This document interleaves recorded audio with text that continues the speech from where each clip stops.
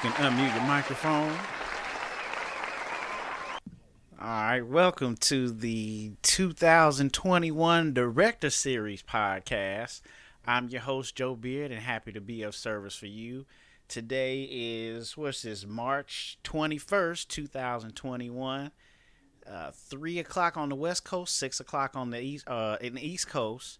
We appreciate all those listening live, whether through iTunes, YouTube, our blog, Facebook, Twitter, Twitch, Periscope, or wherever you are on the interwebs. This podcast is brought to you by Block Band Music and Publishing, blockusup.com, SAY Marketing and Promotions, Kevin Peete of Remax Patriots, Math-Sci, Tutoring and Educational Services, Sofia's Barbecue and Fish, Lamik's Video, and Bull City Music School. So let me give a round of applause to our wonderful sponsors. Thanks again for helping us support what we're doing in the craft. So we're really excited for this episode. We are launching this again. This will be our second installment of the Director Series podcast. The main purpose of the podcast is to highlight one of the great band directors in our craft, but also highlight if they've written a book or some type of publication that they've sent out or put out, and help to promote the book and also help to promote the information that was put in the book. And today, and for the next series, couple episodes, because there'll be more than just this episode for the series, we are here to welcome the one and only T.D. Hollins of North Carolina Central University. How you doing in this podcast, sir? What's up, Joe? What's going on? I'm doing all right, man. Good to see you. Good to see you. And Yeah. like I said, we're going to be getting into the book, but this is really special for me because, not letting stuff out the bag, but a lot of people know that we've met before and we've been in the same Right. the same ranks. You know Yeah. what I'm saying? And that was really exciting. And what's really always been cool between myself and you is that we had similar paths after. And Right. after reading your book, it seems like a lot of the same things happened with you when you left and when I left. And I think we both settled in to our college homes and everything. But you definitely have an interesting story. And I'm really glad that you wrote a book. A couple people, and I'm just letting you know this now, a couple Mhm. people reached out to me and they said that they wish that more directors like yourself would start writing and start putting stuff out because they want to learn specifically from people like you and your experiences, but also the advice that you have to give. And you Right. did a really good job of telling the story, but you also were pretty detailed in the book and about what you do here, what you do there. Like, so we'll go through all of that. We want to do our first commercial break first, but in this podcast, if you guys get the book, you can go on Amazon to get the book Diary of a Mad Band Director. I believe that I have it in the episode trailer and the events and all the stuff we put out this week. We put out the link where you can go get it, but I'll make sure that I put that in the chat and continue to flood the airways with that. But you guys go to Amazon and get you a copy of this book. Also, you can follow along if you will. Also, too, TD and I are going to be discussing the book, but we're not going to be telling you the book. It's going to be, a lot of teasers out there. So you Right. might hear something, you be like, what? What is that? I ain't going to tell you. You know what I'm saying? Y'all just going to have to buy the book to check it out. So again, shout out to you, man, for actually, writing something. Because it actually, it is definitely helping our craft and getting more people to read, Right. of all ages is really important. So Yeah. for this episode, this will be part A. The book is in three parts: a part A, part B, part C, and we're gonna go through part A today, and we'll be watching the time to see if we get through the entire part A. But part A is Let the Madness Begin: Seeds, Sorrows, and Successes. All right. And we'll get through that, and then I'll go through each chapter one by one, kind of perusing the things that jumped out at me, and then I'll probably have a question or two for you in each chapter, and we'll see how the time goes. And whatever we don't finish today, we'll be back next week with the rest of the podcast series. So you guys make sure you subscribe and you make sure you follow along. If you're not watching live, you can go onto our website and see the episode on our blog. We're uploading the MP4s now, so now you just won't be able to hear the audio on our blog. You'll also see the video and the audio now on our blog. Another upgrade that we've got here in the network. And of course through YouTube and Twitch and all our other platforms. So go ahead and do your thing so we can support our craft. Also, if you're in the chat room, go ahead and join the chat room. Any of the platforms that I mentioned before, you can join the chat room and I see you. And if you have a question or anything like that, let me know. Clifton Murray already has jumped in the chat room. Boy. Now didn't Cliff march with me at Jackson State? Right, right. But he's a Spartan too. Word. Okay, see, Spartan I'm too. learning stuff already. See, you know what's funny is, man, and I wonder if you had this too, like where you got like Smith stuff and Norfolk stuff, and Right. sometimes like they cross. You know what I'm saying? Yeah, yeah. So, so when I see his name, I was like, well, that's pretty dope that you already know him. But Yep. yeah, Oha, the great Oha. Shout out to Oha in the class of '94 from the Boom. Warren Shaw is there in the chat room. What's up? We just chopped That's it what's up up. with him this year. So yeah, so let's go ahead and get the commercials out the way.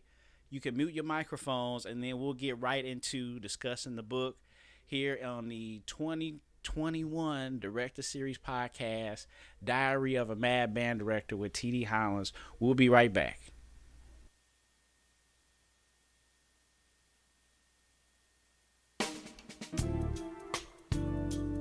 Band directors, have you ever found yourselves in this situation? Showtime is quickly approaching. Your budget is quickly disappearing. Your music choices are narrowing. The equipment condition is wearing and your stress level is mounting. Stop what you're doing and contact Block Band Music and find out how we've got you. Check www.blockbandmusic.com, providing music, equipment, gear, and accessories to show style, core style, and traditional bands worldwide.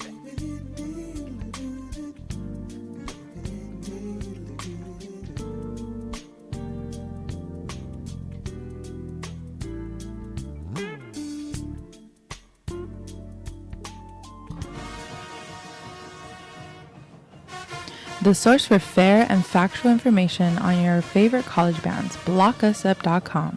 Well-written articles, in-depth band performance analysis, helpful resources for band directors, fun band-related topics, and exclusive interviews with some of today's brightest and most talented leaders of college marching bands.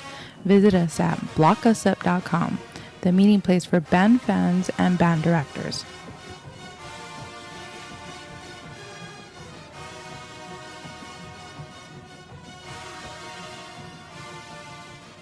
Hello, everyone. This is Joe Beard from the Marching Podcast. Is your school, club, or organization looking for high quality decorated apparel to outfit your students, staff, club, or team? Tired of the same old boring white t shirt? Are you in charge of the upcoming fundraiser or special event but don't really have time to troll the internet for ideas or compare products? SAY can help with design and product selection. We can even assist with ideas on conducting an effective fundraising program. SAY can help you save time and get your message heard. So call 1 800 975 3156. SAY Marketing and Promotions. Give your brand a voice. If you're thinking about buying or selling real estate in the Southern California area, please contact Kevin Peete of Remax Patriots. He will meet and exceed all of your needs. You can contact Kevin at 951 858 5942. That's 951 858 5942. Or you can email Kevin at kpsaleshomes at sbcglobal.net. That's KP, his initials, Kevin Peete, KP Sales Homes, all one word, at sbcglobal.net. Thanks again. And it's your boy Brandon, and Javante, and we the Rogers Bros. And you rocking with my man Joe Big. for the Marcher Podcast. Yeah. Hello, this is James Barnett, California educator, graduate of Cal State University, Long Beach, Chi Beta Chapter, Spring 98, Q-Sci Phi, and you are listening to the Marching Podcast Radio Network. Hello, this is Emmanuel Powell, one of the 2015 Marching Podcast Scholarship recipients and 2016 Jackson State University Saxophone Section Leader. And you are now listening to the Marching Podcast Radio Network. All right, you can go ahead and unmute your microphones. We're back here with the 2021 Director Series podcast. So let's go ahead and get right into it. Again, if you are joining and you have a question, just go ahead and leave your question in the chat, and then I'll get to it. So my first question to you is, what made you write the book? Well, I would say I had after about 10 years in the field, I taught public schools for 5 years before I went to the collegiate level, and my first experience was it was great, but I had a lot of headaches, man. And so, Yeah. just out of frustration, I just started writing, and at that time, the name of the book was something totally different. But I started writing, and I put it down for almost 9 years. And then I had a super duper headache, and I was like, man, I gotta do something so that the next generation of band directors won't have to go through some of the things that I did. So I wanted to kind of lay it out and just tell some truth behind the profession.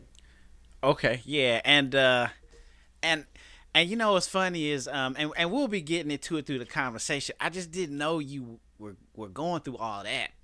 I was. We really, all go through it. Well, yeah, that's true. We're just making it look good. You're right, and I guess that's the part about life is like, those ups and downs, but then the downs, you go through them and it's stressful, but then that becomes like your testimony later. Yeah. It just sucks when you go through it, and I guess that's just how it is. But yeah, I know that even like we chopped it up, and I talked to you, and this was like I think in transition to where like the end of the first part of the book,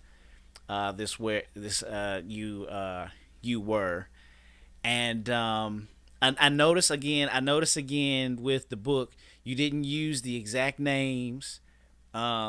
Even the cities, you didn't use a college, but you used cities. And then I think that's my next question. Let me pull up my next question here. Well, that's later on. Now, let me go through the preface of the book, because you started, like you said, you kind of started explaining the book and all of that. One thing you brought up in the preface is sound living, or living sound. What is sound living? Well, Sound Living, first of all, as it relates to me, is a company that me and my wife created. She's a life insurance broker, and I'm a band director. So in its simplest form, Sound Living is our profession. Oh, nice. All right. But if you think about all the things that you want to do in life, everybody wants to be happy. You want to live sound.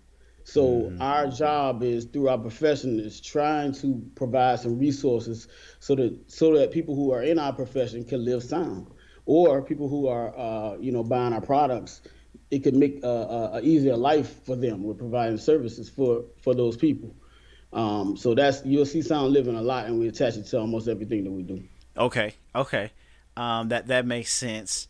And then of course you break it down. That's extra. That's extra information, so that's good to know. But you also give a little bit of a taste of what it is in the book. So you guys make sure you go to Amazon and get in, you fill in all the gaps. You know what I'm saying? So my next question to you then, and then again too, at the end of the preface, you put in 3 points. Another thing I noticed in the book, you have like a lot of numbered lists. So it's like, okay, in this situation, either this is what I learned or this is what you do. And then you introduce that part there in the preface there with how the book is designed. Mm-hmm. So you guys make sure, when you purchase the book, you'll see the 3 points in there and how the book is designed. So then we go to chapter 1. And chapter 1, I lost my thing up in here.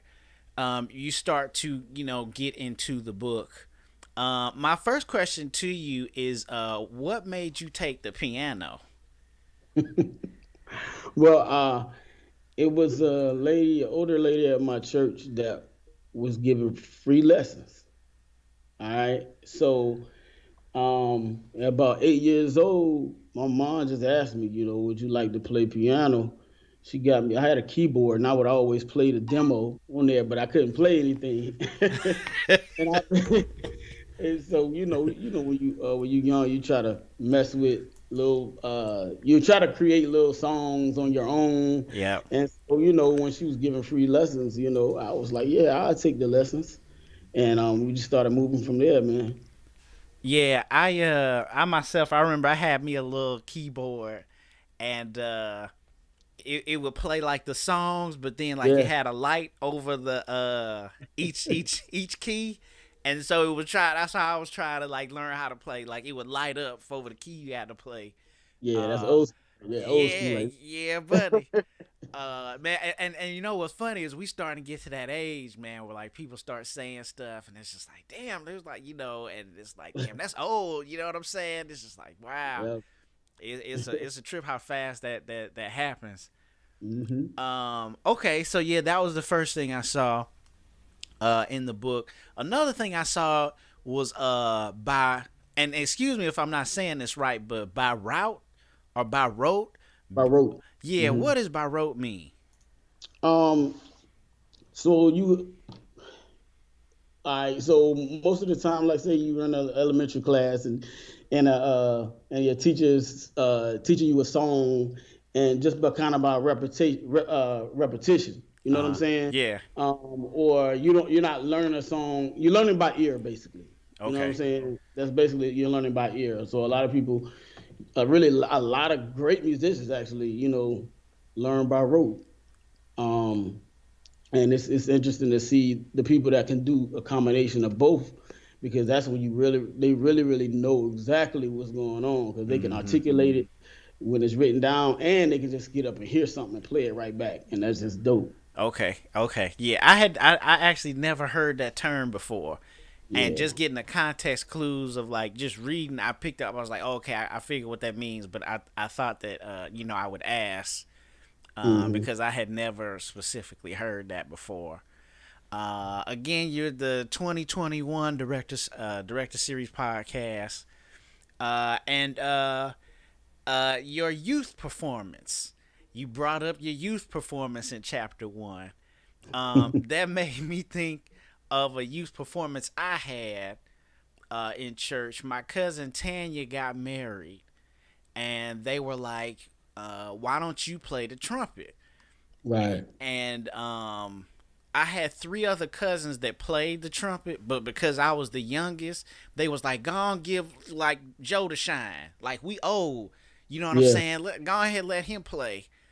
And I remember I was always subconscious about people hearing me play. I didn't perform well when I was younger. I had some other stuff going on in my head.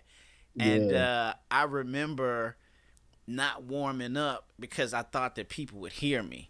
And people was like, they was like, Joe, do you warm up? Are you ready? And I would be like, yeah, I'm straight.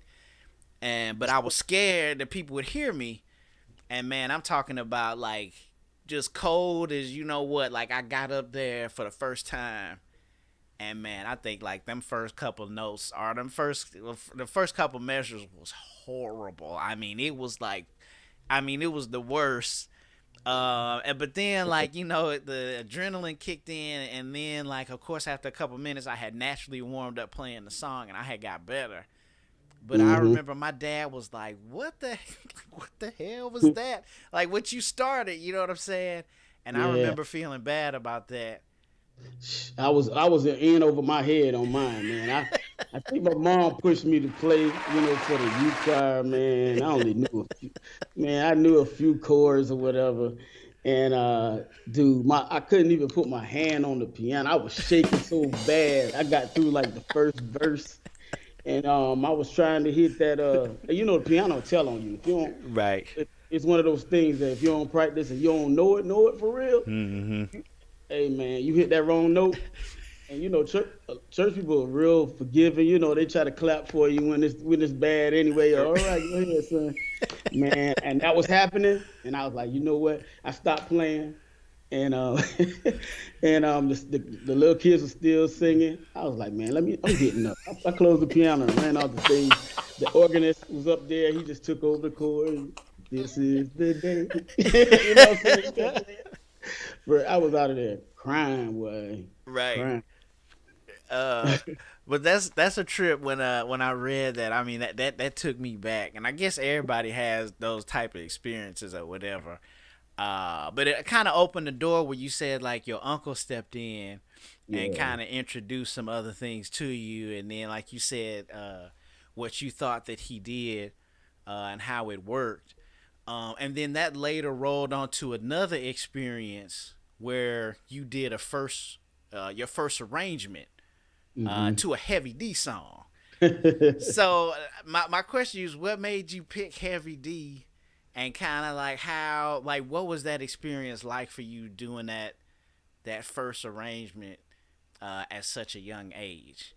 Just looking back, what happened was, a lot of towns in the South, before integration, you had, the black school and you had the white school. And then when integration came about, most of the time it's the black school that kind of dissolves itself and then you integrate with the white school. Right, right. You know what I'm saying? And that was the same way back in my town, Conway, South Carolina. And so Whittemore was the name of the black school at the time. So my uncle, they decided to form the Whittemore alumni band, and I could kind of remember, for some reason, I guess that song, "Now That We Found Love," was one of the songs that they wanted to play, and I'm sitting there and I'm like, I don't know that much about writing or anything, but they keep playing the wrong notes. You know what I'm saying? And I Right, was right. I'm trying to play the note and they trying to play it back, and I'm like, man, this is getting ridiculous. So I took some notebook paper and I wrote out the notes and took it back, and we played the song and marched around the track and marched through the community, and that kind of made me feel like maybe I could do this. You know what I'm saying? Maybe I Right. could. Cause and we watching a little of the slideshow or some of the pictures. Um, I picked more of the pictures on this slideshow from the younger Yeah. time to kind of follow the timeline of our discussion. But yeah, that was interesting to me too, because that's a pretty young age, Yeah, I and was about 10, 9, 10 years old, man. Something right, was. right. So like for you, like fifth grade, fourth or fifth grade, I something was like that. like, I I had to be about in fifth or sixth grade. Okay. Between that, I was in 10 or 11 years old, somewhere up in there. And that's dope, man. Cause I myself, I think that's when I started band. Like I think I Mhm. started band. Like I started playing my dad's horn. I think like at fifth grade, cause fifth Mhm. grade was when they had the beginning band. You know what Yeah. I'm saying? So that was like naturally when I got involved. Hmm. But yeah, man, I thought that was real interesting. And then of course it was Heavy D. Uh, whereas like that's what I think got me involved. HBCUs, like all of that, seeing songs that I heard on the radio or other people playing it. Like I would hear classical or just other like stuff with trumpet or even jazz. I was too young for jazz, but if I heard somebody playing something that was on BET, you know what I'm saying, that was special, and that that's what got me wanting to do it. So that's what's up. So that was my notes there on the first chapter. I see a good number of people are in the chat room. So shout out to the people in the chat room.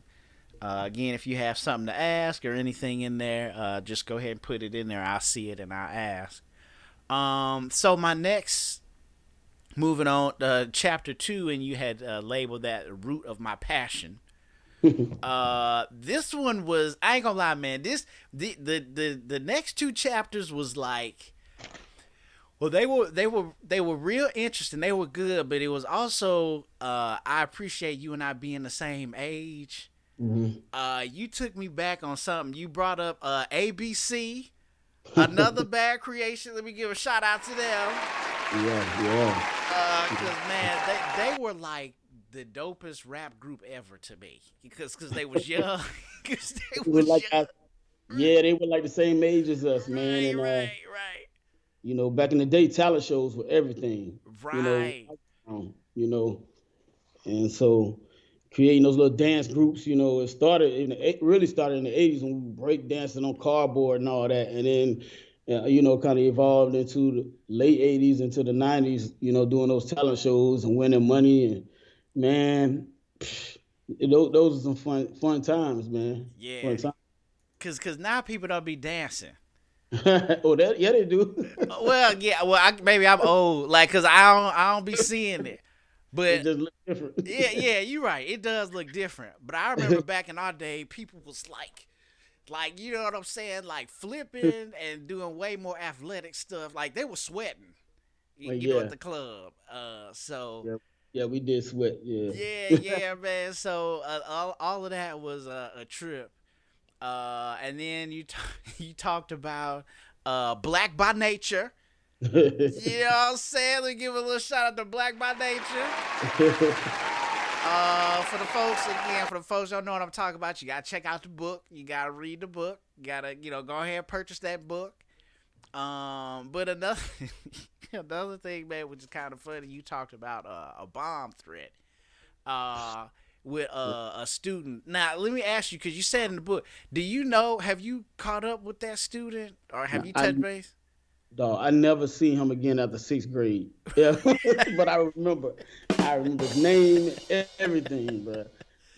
And hopefully he didn't evolve into doing something crazy. Right. But, man, it was the craziest thing, bro. Like, but I remember he put the snare drum case in the corner, like it was a bomb. Wow. And he evacuated the entire school, man. If you would have seen the police, the squad come out with that case, it was like, oh my God. Yeah, man. It was crazy. It was a crazy day. Yeah, I bet. But basically you started painting a picture of just like how it was.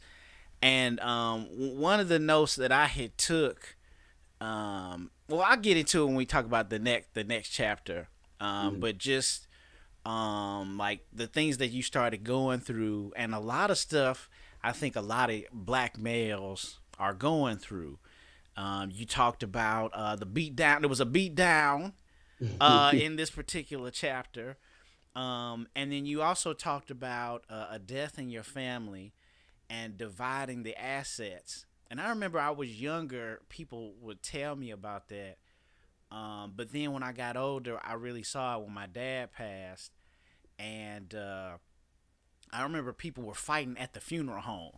Because, like, you had to go to the funeral home to set up the funeral and, like, pay for it and, like, go through, like, the list of, like, because, it was like a program, and people just straight fighting in the program, then all of the stuff going, like, looking for a will, all of that stuff like that. Yeah. It's a stressful. Yeah, so have a will and have life insurance. That's all I can say. Right. If you need it, contact my wife. She can hook you up. Right. That's a nice little plug right there. You know what I'm saying? But one thing that tripped me out, like I was old when I saw that, but and you were younger.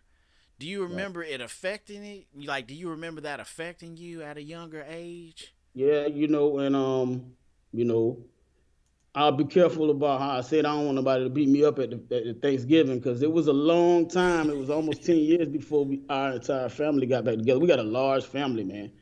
You know what I'm saying? I got about 17 aunts and uncles, Mm-hmm. and so it was a long time. It was like you growing up as a kid. Everybody Friday nights, everybody, the entire family would come to our house.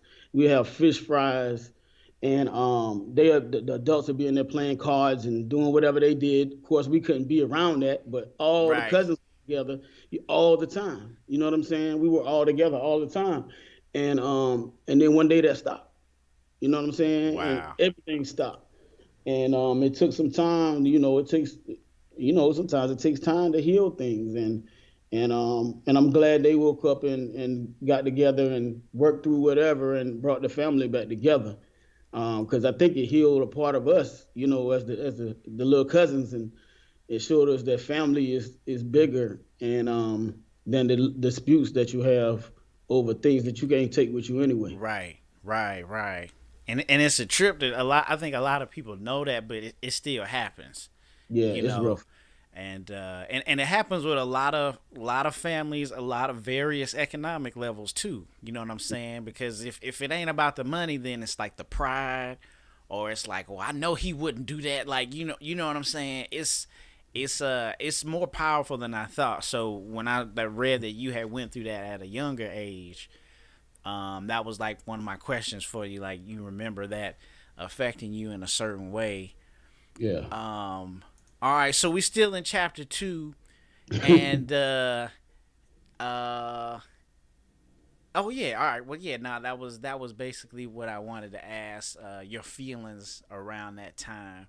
So Yeah. so then we go on to chapter 3, and then you label it growing pains. Um, one thing that you brought up menace to society and old dog. You know what I'm saying? My first question was, I noticed that you said that you had made a move. What grade were you in when you made this move? When I changed schools, you mean? Yeah, yeah. When you changed schools, and then the school you said you went to had a superior band program. Yeah. I went to when I it was between 13 and 14. So when I turned 14, I started high school in a town that wasn't, that I didn't grow up in. Okay, okay. Yeah. And then like you said that you were like starting over basically because all the people you had grew up with, all your friends, Yeah. were back in the old spot. Yep. Yep. So while I'm sure that was tough. What do you most remember about that experience, other than like you not having friends?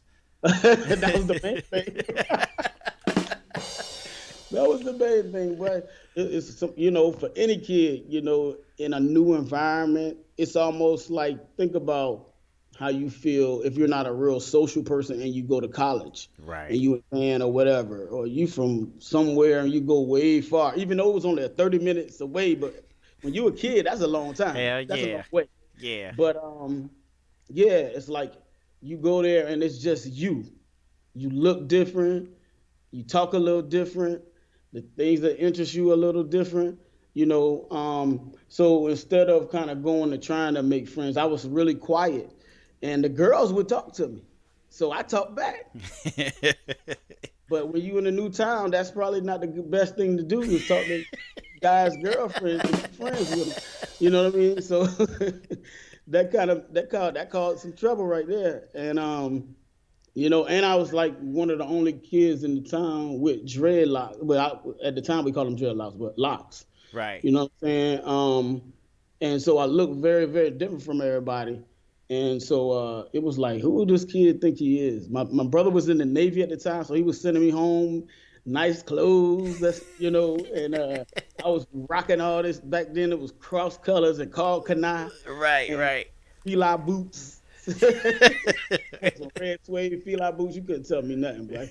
So yeah, I thought I just kind of carried myself a little different, and even though I was inside, like I was scared, because people wanted to fight me all the time. Right. Right. I would act like I wasn't scared. That was just like this outer shell that I had. Like I was terrified though. I would take all kind of weapons to school, man. But yeah, it was a crazy time. But really, what I had in my corner was music. You know what I'm saying? I spent a lot of time, you know, just me and my horn, and then just playing tapes and you know, just hip hop and whatever music that I like. And so I spent a lot of time by myself trying to get better. And I realized that I wasn't that good when I got there too, because my friends, some of the guys that I came to college with, that we both know, they were frying me, like they was they was blazing me, man. And so I did have about four friends, and those guys kind of talked to me, and that's kind of how I got better, really. So thanks to them, you know what I'm saying? My boy Alex, Brian, those guys that we marched with. Let me give a round of applause real quick. I actually, man, that brought it back. I actually have the picture on the slideshow, and I think it just showed when you were talking of you and Brian and Alex. Yeah. I remember y'all, and I'm kind of letting out the bag a little bit, but when I met y'all were like the Three Musketeers. You know what I'm saying? Yeah. I remember Alex. They called him Robot, cause like I mean, he had like no emotion. Like, I mean, his face was the same all the time. I remember that, and then I remember Brian being like real big and real tall. Yeah. Yeah. And then I remember one night they had lined us up and they had splashed pies in our face or something. Yep. And I Yep. took off and ran. And Brian was so, I mean, he was so big, but he didn't see me. And the brother just ran over me and ran me into a tree. I'll never I'll never forget that. And he was like, "Man, my bad, man." Like he was real sorry, you know what I'm saying? Yeah. But I remember, man, he was scared too. I mean, we all were scared. Yeah. It was wild back in those days, Yeah. man. People, you just think some things you just don't want to repeat. Right, But right. but yeah, we were a crew, man. We went to college, and for real, a lot of old heads would hang with us.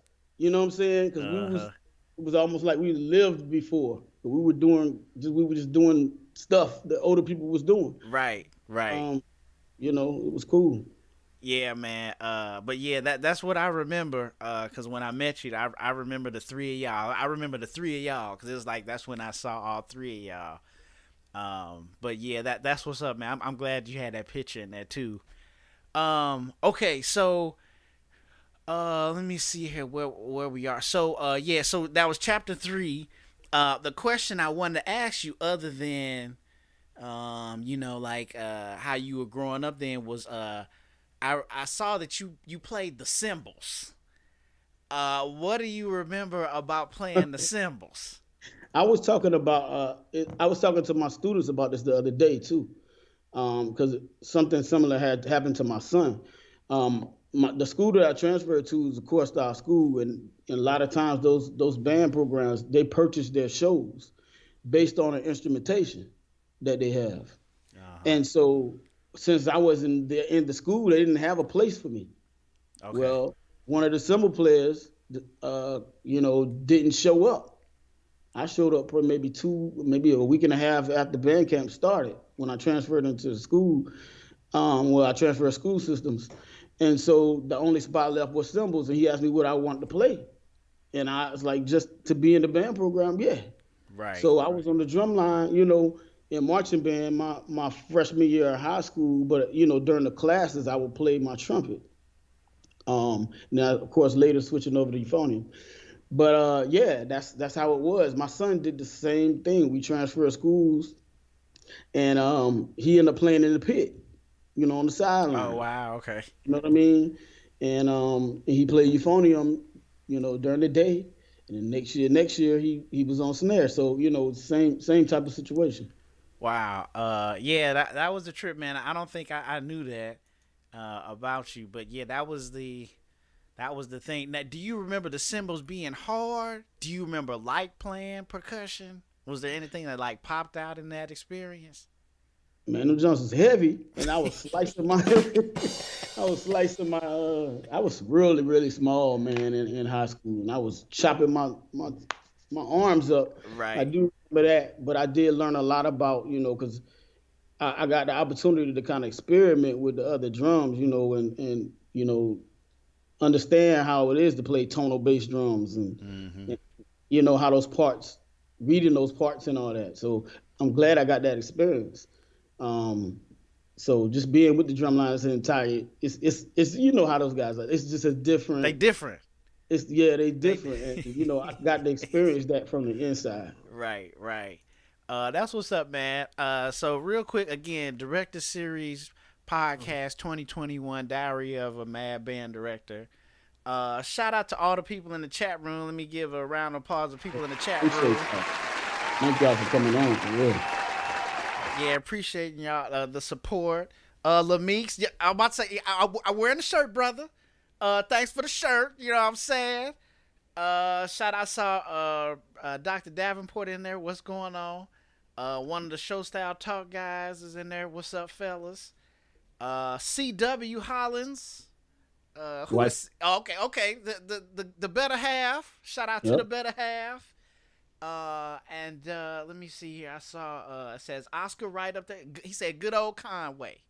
Oscar Wright said good old Conway. So what's up, y'all? Again, glad you guys are in here. And I see Love and Drip Hop. I don't know who that is, but it's somebody from Smith. And as they said, Smith, Smiff. Somebody from Smith up in there. But again, and then the RTCA Eagle Regiment Band. Yeah. That's Durham, Bull City, baby. Okay, Bull City. But again, shout out to you guys. If you guys had any questions or anything, you let me know. And I ask Director Hollins. So moving right along then. But yeah, you playing cymbals. I definitely, I had to ask you about that. Yeah. Chapter 4, you got into roots growing down. Okay, and now this is when it kind of kicks off where you laying in the previous chapters, you laying the foundation of your life and growing up, but now things starting to kick off. It's 1996. Let me give a shout out to the great 1996. Right. And white shirts. You know what I'm saying? That's when the real folks graduated high school. I'm just putting it out there. You know what I'm saying? 96. And that's when kind of your experiences took off.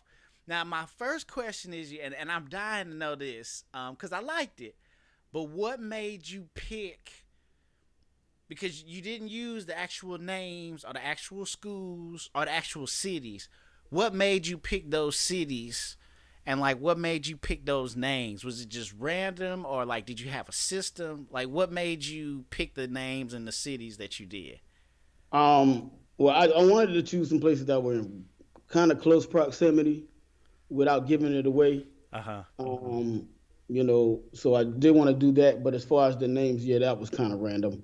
It was nothing behind that besides, let me get these names so I can get this book published. Right. Okay. But yeah, I just wanted it to be some in the proximity of some of the places that I was. Okay. All right. I also noticed because I'm a map nerd. I'm a geography guy. I draw maps. I also noticed that you like you said you did a close proximity, but it was like north south. And for people to read and they know you, they'll put it together when they read. But like for the actual school or whatever, you had like this north south approach. And that's something I noticed. Like what I'm saying, like you picked the school and then you said the city, like so it was like a vertical following like format that you had. That's what jumped out at me because I'm all about maps and stuff. But you caught that, yeah. Yeah. So I noticed the linear path, the vertical path. You know what I'm saying? We do got a question in the chat room there from Oscar Wright. He got a question. The first question he asks is, when will we see book number 2? You planning for like another book? And then a follow up question to that is, when is he gonna get an autograph version of the book? Well, hopefully we'll be able to link up soon, man. After all this, but which ties into the second part, man. I'm living the end of book 2 right now. I can't write something that's not true or that I didn't live. So I thought that I had when I finished that book 1, I actually kind of started going through another like growth process, and Okay. which I started kind of documenting that, and then COVID hit, and it's like I cannot write a book without addressing this. Right. You get what I'm saying? Right. So I don't even want to go, So yeah, we're living that second book, and I'm hopefully I'll have something out within the next year. Okay. Okay. That's actually a good answer, cause I think we're starting to come out of it. They Yeah. said, as more and more people gets vaccinated. I got my first shot a couple weeks ago, so I go back for my second one. I think on April 1st or something like that. But they said from what I heard, they want at least like 80% of the population to be vaccinated. They gonna kind of start opening stuff. Like maybe things will start getting back to normal. Right. Right. So I'm sure that'll kick into your book as well, as Yeah, far as man. what you've been doing all of this Yep. time. That's so we'll be looking forward to that. Thanks, brother Wright, for the question. All right, so getting back here, roots growing down. You talked about the cities in the book. So the first school you were at in Atlanta, and again following the book, this is where you and I met. And I had already put my notes about this. That's where I remember you, Alex and Brian, and the rituals. I remember that. And I remember, because I'm sure that like when you went to your next school, it was a whole nother set of things. But I remember us, and we had to make something like we had to make it to homecoming or something like that. Yeah. And we had to sing the band song. And I don't, I don't know if our director did that at the last minute. Like I'm not sure. But I could just tell you that I didn't know what was going on. I didn't know that experience was going on. So I remember I was rolling with the tubas. Because you remember at Smith, the guy Carlton, he played like baritone the year before, but then they moved him down because we didn't have no trumpets.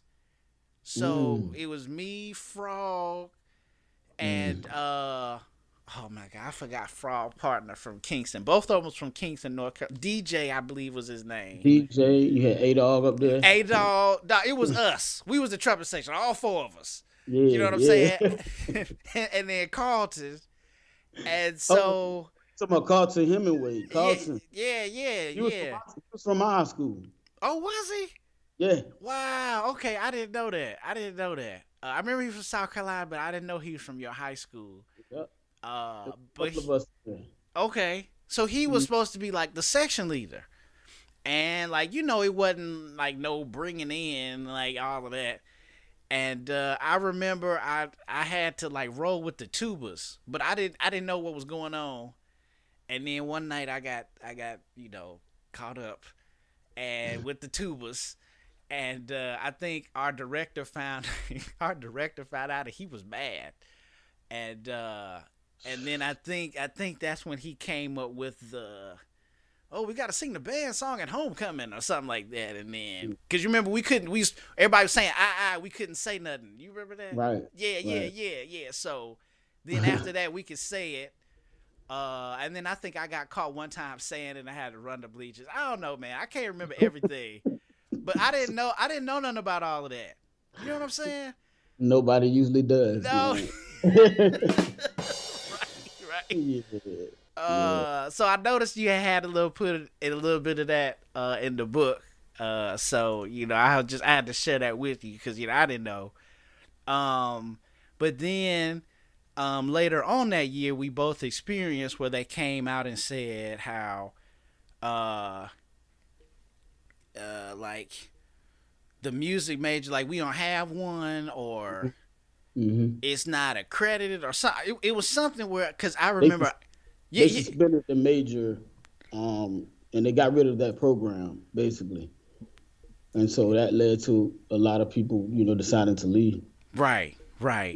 And it was a good number of us too, Mm-hmm. because I was not sure uh what's going on, and then Dr. Davenport says, was either of us with Melvin Porter or Craig Rivers?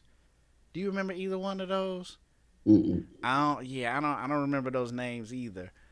Um, and I'm not sure, Dr. Davenport, if you talking about like the administrators or the students, because there were some students who was older that were marching with us. That probably wasn't in school, but I don't remember. But I don't remember a Melvin Porter or Craig Rivers. No, Yeah, I don't remember them. no. Uh, but yeah, so was there anything, I got to ask you, was there anything special? Because basically you had the same feeling I do. Yeah, It was a good year. It was cool. yeah. Was there anything that pops out to you when you think about that 96 year at Smith? Anything you most remember? I the just everything being new, man. I mean, it was fun for real. Like that band program played at everything. Remember, the Panthers they just got the team. Just got the team. We were doing all those march throughs. We got to see Michael Jordan. We marching through all these places, seeing like Muggsy Bogues and the team. And man, we marched through everything you could think of to raise money. I guess we didn't see why we were raising money, but of course the director did, and I understand it now. Right.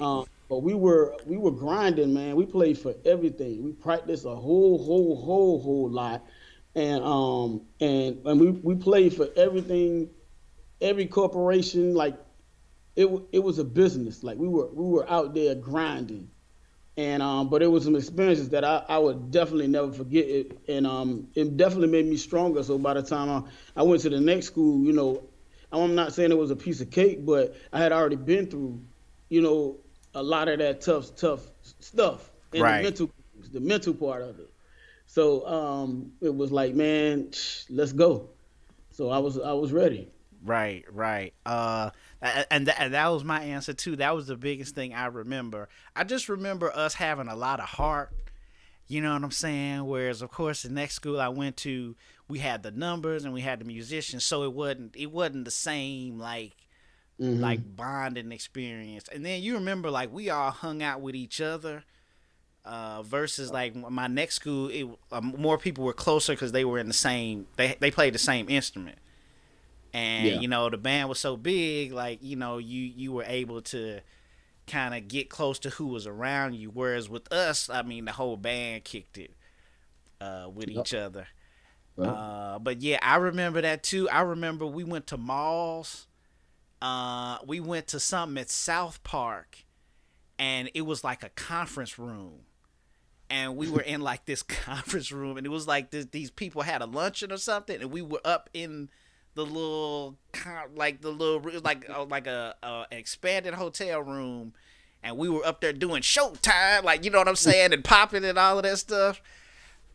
So yeah, I remember all of that stuff, and like you said, I didn't know what we were doing either. I just thought that we were just like performing through the city, and I remember he kept saying that we didn't have to do it. I remember he would say that too. You know what I'm saying? Yeah. But yeah, I remember Michael Jordan. It was the Bulls. I think the Hmm. Knicks. Like at Charlotte, at the stadium, and then we did like another thing in a hotel room with the Hornets or something. I remember I saw Muggsy Bogues. You know, Yep. so yeah, man, it was good times, man. Good times, man. Yeah, yeah. Again, shout out to people in the chat room. We appreciate you supporting and listening. Um, I, I think, can I just interject? I yeah, think yeah. Go ahead. one of the main things with about this portion of the book, it was kind of setting the stage. Every musician, all of the things that you go through kind of build who you become, not only as a person, but as a musician. So all of your childhood experiences musically and socially, they build you up to whatever is going to happen next. And so by the time you get to study music, either some people have an advantage if the curriculum is set up that way, and some people are at a disadvantage based on their background. So all of that stuff shaped me. So by the time I got to college, it was like, all right, this is what I'm comparing it to. What do I need to do to get to that next level?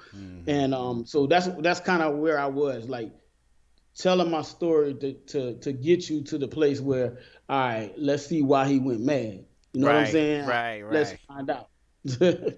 That's what's up, man. That's what's up. We give you a round of applause for that.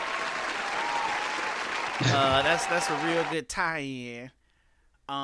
So we at the end here of chapter 4, and I'm already watching the clock. So what we're gonna do is we're gonna take the second commercial break because I gotta make sure I do that, and then we'll come back and talk about the root spreading in chapter 5. And then there's a couple things I had definitely want to talk to you about that, and how that went, because then that's when you and I I said this earlier, that's when you and I left, but then I think our experiences were similar, Right. at the next spot. So you appreciate you guys supporting and listening the 2021 Director Series Podcast, Diary of a Mad Band Director with T.D. Hollins.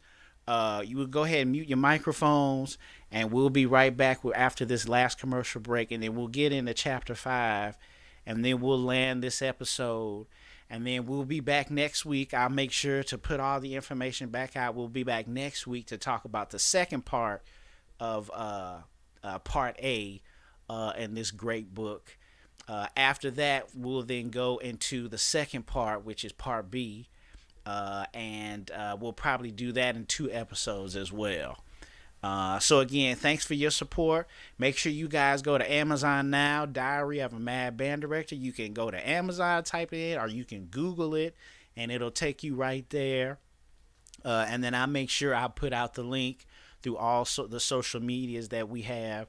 You guys follow us on Twitter and on Facebook and all of that stuff, and you'll see all of this information.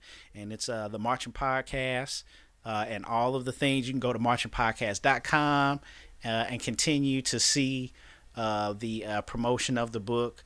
And before we go to the second portion, or before we go to our break, we also did this back in 2014 to promote Practical Techniques for Building the High School Marching Band by Dr. Kevin Davenport. So you guys go on to Amazon there as well. In the last promotional thing that we put out the link, and that's the playlist on YouTube to these episodes. And this episode today will be, not only is it live, but you'll see that this episode along with the rest of the playlist. So we have all the playlists broken down by each episode we have here on the network. So if you guys haven't caught it live, you guys can go back to the playlist. Or if you missed anything live, you can go back there and catch up on all the information. But you guys make sure you got some money, support the craft. Even if you're a band director or not, go ahead and support these books. These are both very good books and things that I've gotten things out of them myself. I failed as a music major because it was just too hard. Y'all are off the hook. Y'all finish music, y'all off the hook. And you band directors, I have a lot of respect for you.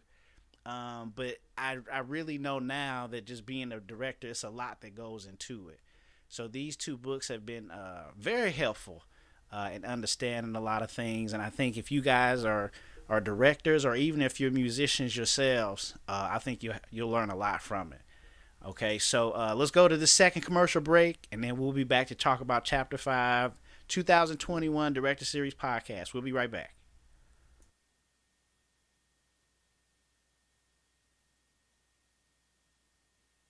If you're thinking of You want the best barbecue around? Smokey O's coming to your town.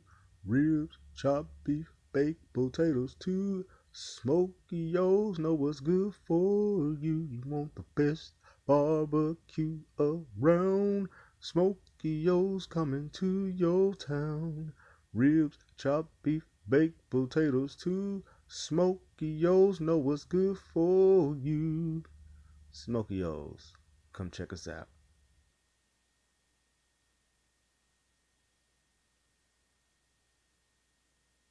All right, I forgot this next commercial here. The next couple commercials here are live reads, and this is providing online or one-on-one instruction for high school and college students in algebra, geometry, trigonometry, calculus, physics, and chemistry.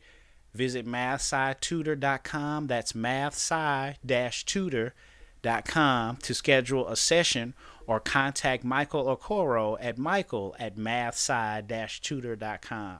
I'm definitely sure that he's able to be helpful in this time where people are doing a lot of distance learning and a lot of tutors may not be available, or the time that students are spending in class with their particular instructors is not available.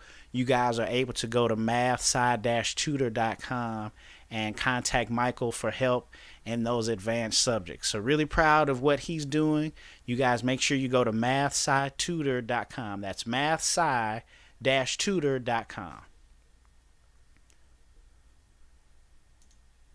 All right, and our next live read is for Sofia's Barbecue and Fish.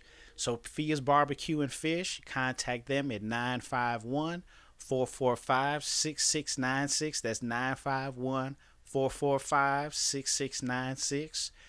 They are located out here in Riverside, California at March Air Force Base. So contact them through that number, or you can order through them through Grubhub.com, Seamless.com, or Postmates.com. Really good, outstanding St. Louis barbecue, representing out here on the West Coast, and with my frat brother and good friend, hometown friend, Marshall Dixon. So you guys support his wonderful business, Sophia's Barbecue and Fish, family business. We chopped it up with him, and it's a whole family, brothers, sisters, father. All of them are contributing to a good cause. So you guys make sure you support this family. Sophia's Barbecue and Fish, 951-445-6696.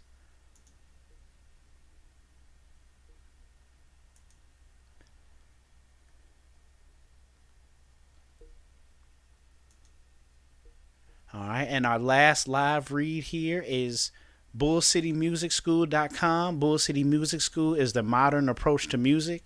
Enroll today and experience one of our virtual classes, and I can personally say that they're great. My daughter is a student at Bull City Music School learning the piano, and her teacher, Janetta Powell Hopkins, is doing an outstanding job. You can contact Bull City Music School at 919-423-5701, or you can go to their website, bullcitymusicschool.com. That's all one word, bullcitymusicschool.com. Bull City Music School, the modern approach to music.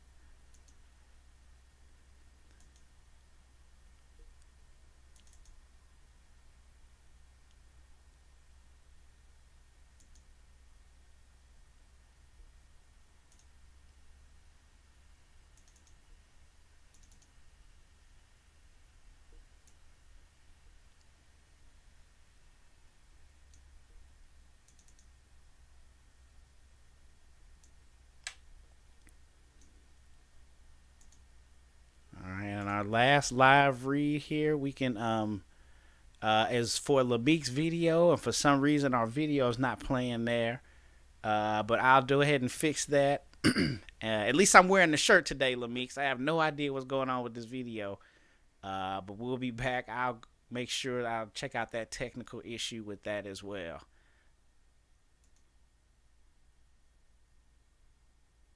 Hello, my name is Kellen J. Christian. I am the director of bands at Oak Haven High School in Memphis, Tennessee. I'm also the assistant director of Talladega College in Talladega, Alabama. I'm a native of Chicago, Illinois. I'm a 2007 graduate of the University of Arkansas at Pine Bluff. M4, baby. Swag, stand up. And you are listening to the Marching Podcast Radio Network. Hey, this is Kitty, and you're listening to the Marching Podcast. Hi, this is Nessa. You're listening to the Marching Podcast. Hello, this is Tamisha Brock, Practice 2 consultant and a graduate of Virginia State University and Norfolk State University, and you're listening to the Marching Podcast Radio Network. All right, you can unmute your microphones. We're back. Yeah, Lamik, I don't know what happened, man. I don't know, but I'm gonna check it out and I'll fix it. You guys make sure you subscribe to Lamik's videos, and that's like the dopest commercial. So I don't know what happened, man. I'll go in there and fix it. I'm not sure. But Lamik's videos, you guys can go on YouTube and subscribe. Like they said, they got giveaways. They give away AirPods, whole bunch of stuff going on, and then a lot of content for your HBCU marching band. So you guys go ahead, Lamik's videos, subscribe, and follow him on IG as well. So Lamik's videos. All right, yeah. Thanks, thumbs up. And like I said, I got the shirt on, brother. So you know what I'm saying? I'm helping out. All right. So shout out to you. We're back here with the 2021 Director Series podcast. Now we're at chapter 5. And chapter 5 is the root spreading. And in the previous chapter, you talked about your first experience where you got off to school, and then of course they they told us that they suspended the program. And man, I'm trying to think, like at least 5 or 6 people. I don't remember who all transferred. I remember you, and then I remember Chris Jones came later in '98. I think he marched another year there at Smith, and then he came later with me. But yeah, the same reasons, which was sad. Right. Now you get to the other school, and you got something going on there. So that's one thing I noticed that was different, where I kind of slid right into a program that was really strong and still going on, and I actually meet one of the directors that later moves to your school later on.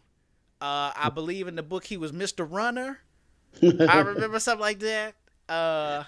Yeah. Yes, and man, he was something. Yes. Man, I mean, just years later, you know what I'm saying? Like my mind, I start thinking about him. My mind is, but the brother was in my head. But man, he had so much respect, so much of the craft's respect, you know. I talked to him Friday night, man. Still talk to him when we on the phone like 2 hours. That's what's up, man. I'm sorry. What were you saying? Yeah, it's like, sometimes you have those mentors that's just more than music. You know what I'm saying? They want to make sure you're good, you're okay. And he actually saw me on a Zoom call, on a directed Zoom call, and he saw something on my face. So he was like, "Man, I saw something in your face, and I didn't feel comfortable. I just wanted to make sure you was okay." And to have people like that in your life is like dope. You know what I'm saying? Especially we should be checking on them. Right. And he's doing the opposite. Right. Worrying about me. So I appreciate that. Yeah, give a round of applause. What's special about him is I can't reach to that brother. I mean, he like, I might as well try to holler at Barack Obama. Like, you know what I'm saying? The brother is just too large. I saw you because after I finished graduate school, I moved back to Charlotte for a little while to look for work, like try to find a job. So it was like 2003. I saw you because it was alumni band at homecoming at the school we met. Mm-hmm. And I remember the situation that went down at our school where he and the percussion instructor left. Now, but the percussion instructor left to your school too, right? Did he leave and come there? Yeah. Okay, yeah. Right. Now, there was a whole bunch of drama behind that. And they left, and of course it was sad because it was like right at the end of the season, and then we losing like 2 directors because the directors we had there were like legendary. Like each one of them could hold on their own, but the fact that they were all together was like really special.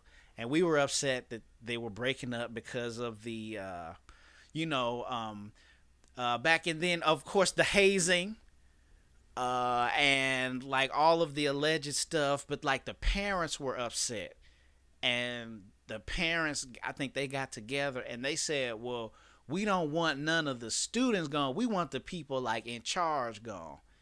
And I think the percussion instructor, like they came after him.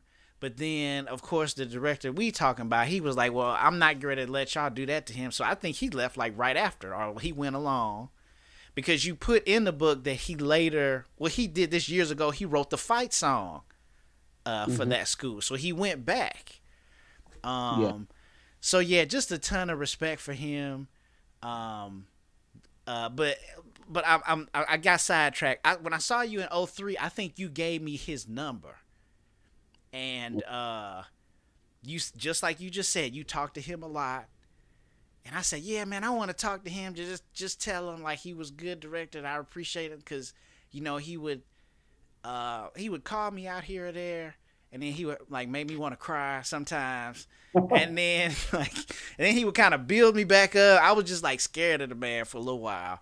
Oh, he was hard on trumpets. Oh man. That's I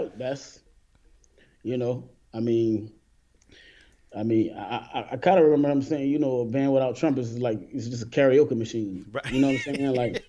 Like he it's like you gotta have your trumpets, man. You gotta have that voice, and right. They say you the prima donnas of the band. That's what they say. So you gotta play like that. Right. So yeah, I just remember being like, he just put me on blast here or there. But I remember when I got the number, it was like a year later where I finally got a chance to call him. And I called him, and he answered the phone, and he said, I don't know who this is, but I'm really busy right now. I can't talk to you right now. But like, if you know what I'm saying, if you need me, like call me back, but I just can't talk to you. And then he hung up, and I was like, damn, like he's still in my head after I'm not even in school. Like I had been out of school a couple of years, like and I still, so I think I reached out to him a couple of years ago to maybe like be on the show or something. And he emailed me back, and he was like, oh, it's all good, but he was busy or something. But I'm glad that you talked to him, because like now I'm talking to you, like maybe I'm getting some, some fractions of his conversations or something, He's doing well. Yeah, good. That's good to hear. Okay, so you had some challenges going on. You told a story about a commencement performance. And I was like, damn, he did that? Like, so I wanted to ask you, was he considered to be like a challenging person? Was that why he left, or was there something else going on? Like, what happened where he left and then someone else had to come in there? Do you remember all of that? Yeah, I remember. And out of respect for him, because he had passed away about 2 years ago. Oh, wow. Okay. I'm not going to totally go into it, but anybody who was in band with me in 1997 knows that year goes down in history, and it's not for all the greatest things. Like we had some challenges that year, which also shaped me, because the director was a hell of a musician, bro.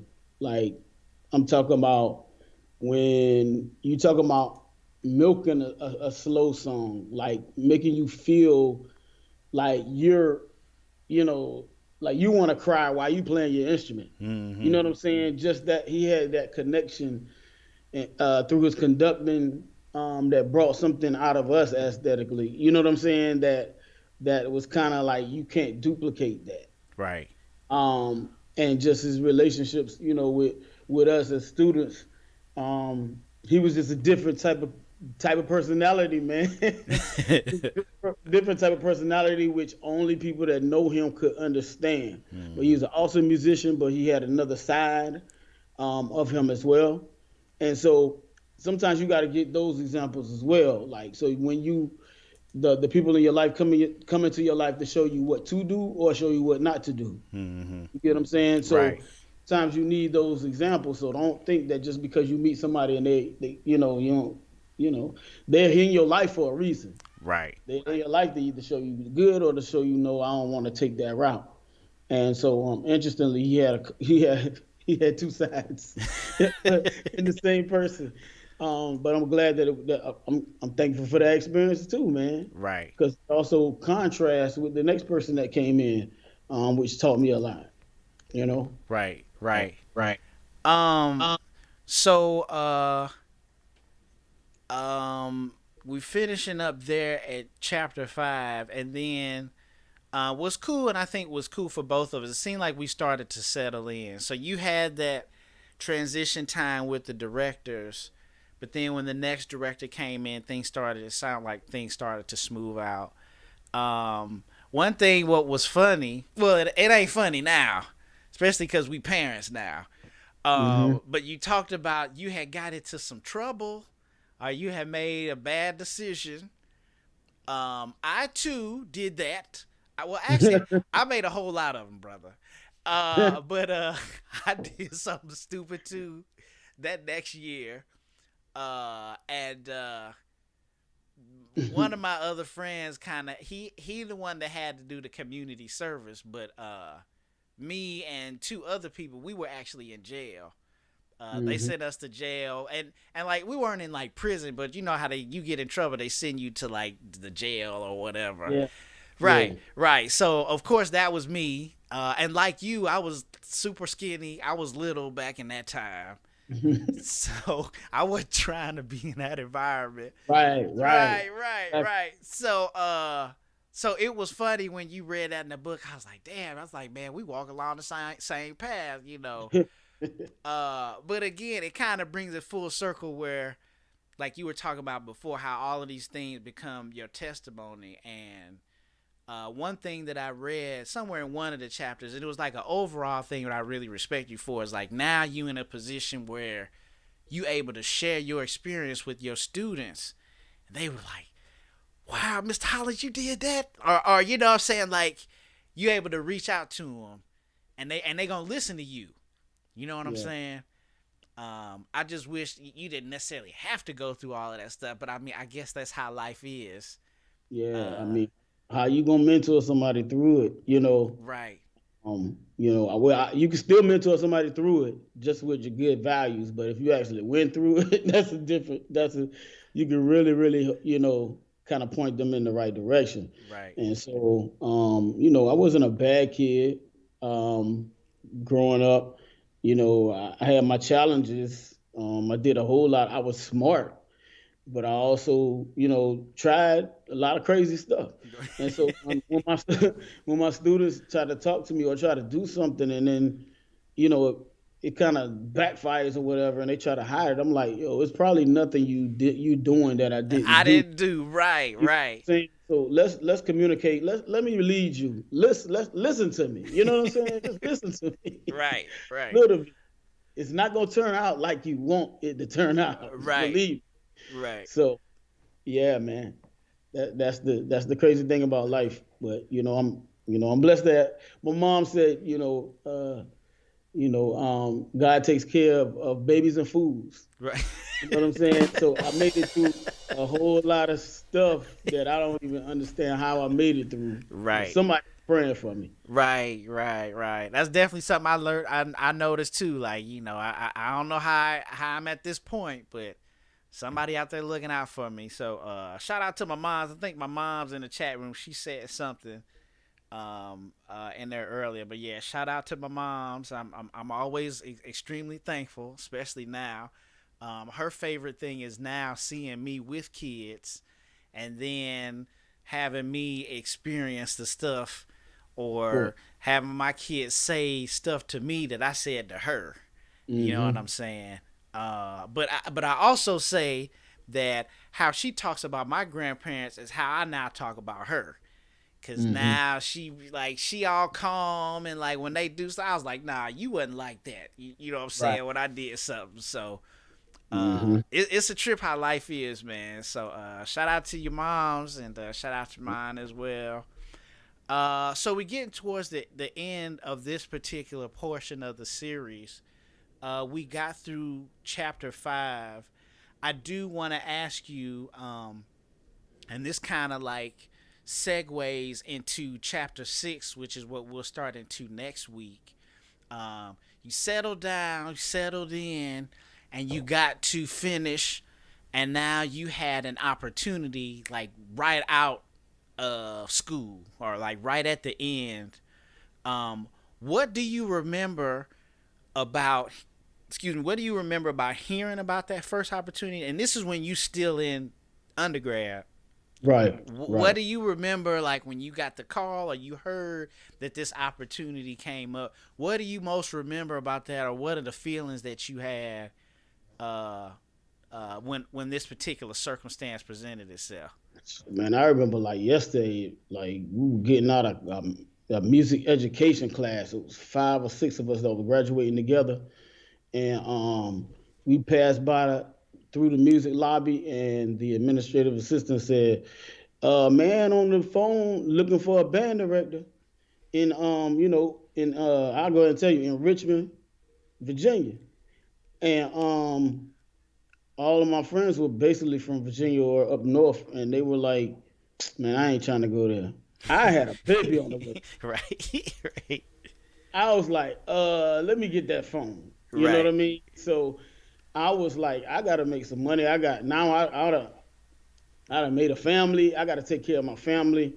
And one thing stuck in my head that my band director said, because when you do that 5th year, you almost like over it. You just tired of being around the band. You tired of it, right? And so he would always say, you know what? Once you start having opinions about what I'm doing, it's time for you to get your own band. Wow. And that stuck with me. And it was like, I don't like, this his band. You know what I'm saying? I don't really like everything we're doing, but that's his band. That's what he's going to do. So I need to try to get my own and establish my own. And that's what I did. I took the opportunity and I ran with it. Okay. All right. Yeah. And that's definitely, I think, a good spot where we can stop. So you guys, we had left off. Director Hollins at the end just finished undergrad, and like you said, he got this phone call, and folks is not tripping about it, but he like, yo, I got a family coming along, you know what I'm saying? So let me jump out there. Had to eat. Eat. Right. I had to eat. And what's funny, man, is I'm glad you got that opportunity. When I finished, I went straight through school. Like, I went straight from undergrad to graduate school because I was just way too immature to have a job at that time. Like, I figured I'd at least stay in school because I was having a lot of fun still. But I spent like the next 9 months. I think I delivered pizzas, and I think I worked at a gas station before I got a job. But it's really cool to now see that you had that opportunity present itself. Like you just said, Lord take care of babies and fools, so the universe come like right along to help you out. But then that kind of springs you in to a whole new set of challenges. I want to get into that I want to get into with you next week.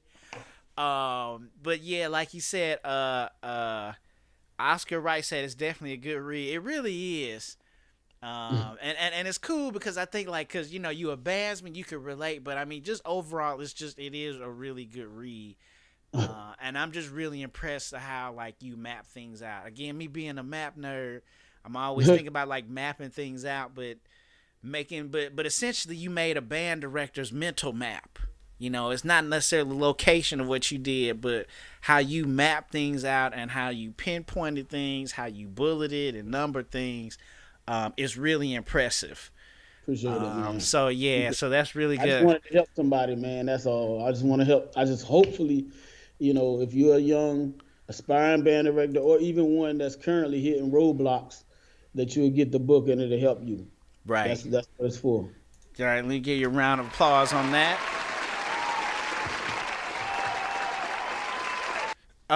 So again, shout out to the people in in the chat room. It was really good to see all of you today. We'll be back next week with part 2, or episode 2 of part A. And then after that, and that'll be chapters 6 through 10. And then after that, we'll get into part B, and more than likely, we'll break that down 1 through 5, and then 6 through 10 as well. And then in the fourth podcast, we'll do the acknowledgments and the thanks and all that, and all the shout out to the people.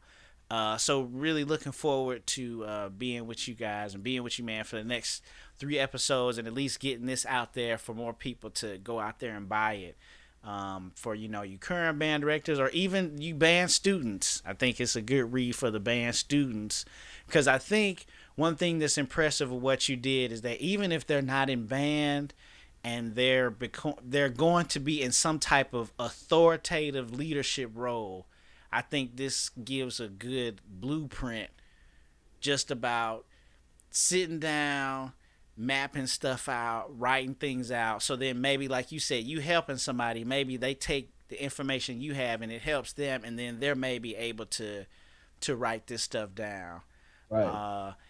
Dr. Davenport, he said it was his student, Mario Warren, who's the assistant director at Alabama A&M. He said that he had a whole bunch of notes that Dr. Davenport had said or written down. He had all this stuff, and it was basically like a book. So then Dr. Davenport said, hey man, I'm gonna put this in a book, like, you know what I'm saying? Right. So and again, more of us putting out books, I think that's powerful. So I would like to definitely see more of that, and promote the ones that we have out there.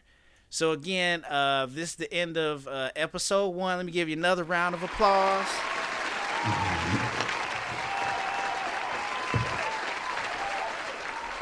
And we'll be back next week at 3 o'clock again with episode 2. Anything that you want to say before we end this particular episode? Nah, man. Tune in next week, man. Tune in next week. It's about to get real interesting. Yeah. You're right. Really interesting, man. So that's what's up, y'all. Yeah, man. I really appreciate your time. And we'll close out the show. And just a little snippet, so we're showing the brand of the particular podcast there at the beginning, but then it's you guys in the stands playing gin and juice. North comes the sound machine cranking the gin and juice. And I thought that was fitting. Not because it's gin and juice, but it's a little but it's a little West Coast. You know what I'm saying? A little West Coast. You know what I'm saying? That's you, and that's out of the West Coast. You know what I'm saying? So that'll be our intro for the series. So we'll play that. We'll exit that out. So good to talk to you, man. And I'm sure I'll be texting you or reaching out to you this week. And then we'll do the same thing next week, man. I'll hit you up around the same time and get you on Skype, and then we'll launch episode 2. All right, sounds good, man. All right, you guys, take care. Again, thanks again.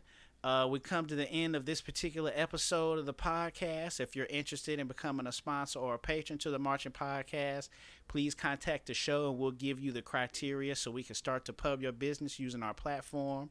We'll play your commercial. We'll post your website on our blog, and we'll help send out your information through social media. So contact us so we can help build your business. That's all the time we have in this podcast. Check out the website, donate what's in your heart to themarchingpodcast.com. Like us on Facebook, follow us on Twitter. Thanks to you for listening. And remember, the eye is a better pupil and more willing than the ear. Advice may be misleading, but examples are always clear.